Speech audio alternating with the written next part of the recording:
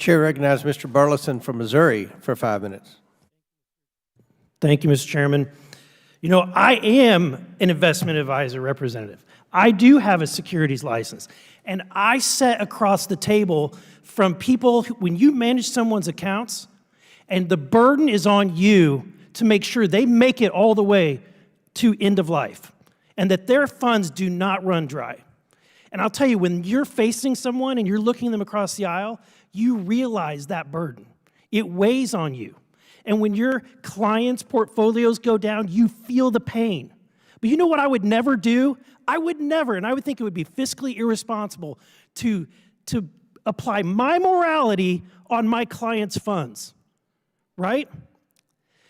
Mr. Marshall, would you not agree that people have different moralities, and if your investor is applying their brand of morality on your funds, would you be pleased with your performance? I would not, but that's the goal of those that initiated ESG concepts to the UN, which said that they want to transform the world by creating a global energy economy, as well as being able to set preferred societal values. Yeah, and Mr. Reyes, the problem is that we have a situation where the tail, folks like Mr. Frakes, is wagging the dog, because in using his position in voting position to be able to change the direction of companies. And these companies are where our citizens and their retirements are invested.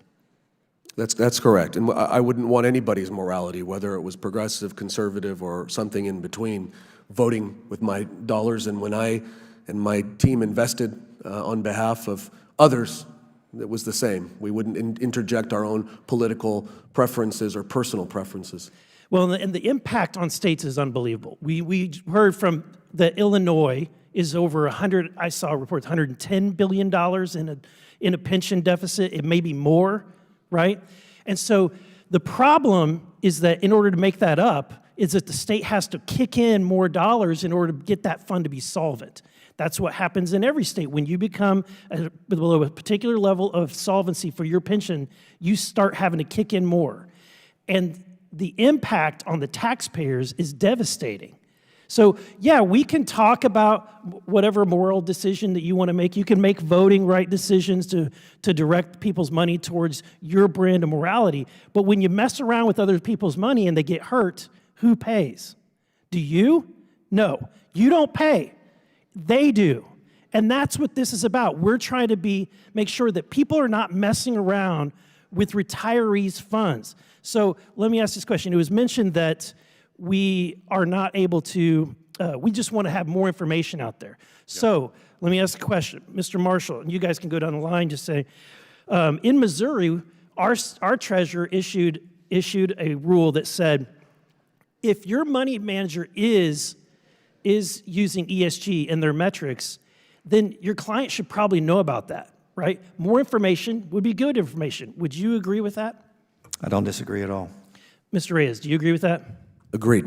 Do you agree with that, Mr. Frakes? More information is good information? Mike Frakes, I agree with that. Frakes. And I disclose all this on our website. We are public and transparent. Okay. I agree with you. But I would disagree with your statement that this is about me pushing my values. This is about pushing value for companies. When we hold... Right. And Mr. Frakes, businesses are not going to heaven or hell, are they? There's no... No, but businesses do declare bankruptcy, like Purdue Pharma. Well, that's a bad math. investment. That is math. Math is not more. There's no morality to math. I completely agree with that statement. But again, I reiterate that as an investment advisor who actually had to deal with clients and actually worry and stress about whether or not, when they're making that decision, I'm retiring, am I going to make it all the way through? And you're sweating that for them, you're stressing about that for them. It's not your money. But when you know them and you're looking them in the eye, you know that you cannot mess around with their money and you apply your morality. Thank you, Mr. Chairman. I yield back. I sweat the 850,000 families who are saving for college education to make sure that they can graduate, they can Point of order. without more debt. There's no question for the gentleman.